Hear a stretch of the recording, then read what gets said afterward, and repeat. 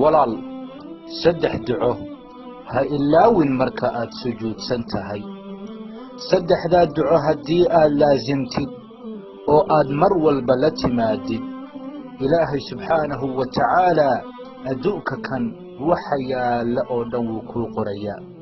sidoo kalena aakhiro dadka jannada ku gelaya xisaab la'aanta ayaad ka mid noqonaysaa. waa haddii saddexdan duco sujuudda gudaheeda aad ku dhex akhrisatid maalin walba.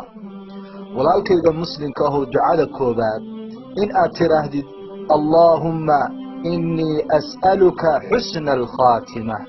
ducadaas maalin walba inaad ku ducaysato oo macnaheedu yahay ilaahayow waxaan ku weydiisanayaa khaatimo wanaagsan. ducada labaad allaahumma arzuqnii tawbatan nasuuxatan qabla almowt. ilaahayow igu arsaaq tawbo dhab ah inta aanan dhiman ka hor. ilaahayow toobo dhab ah oo nasuuxa ah ilaahayow igu arsaaq. ducada saddexaad allaahumma yaa muqalliba alquluub thabbit qalbii calaa diinik. allaha quluubta gadgadiyow qalbigayga ku sug diintaada. allahu akbar. walaalkayga muslimka ahow saddexdaa duco haddii aad maalin walba la timaadid, adduunka ilaahay subxaanahu wa tacaala muraadadaada oo dhan ayuu kuu sahlayaa.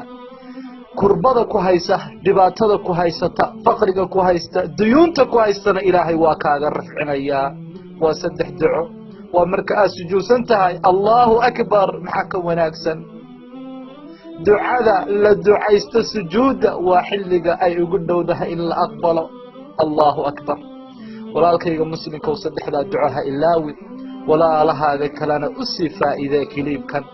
jazaakum allahu khayran. waa walaalkiin xabiib.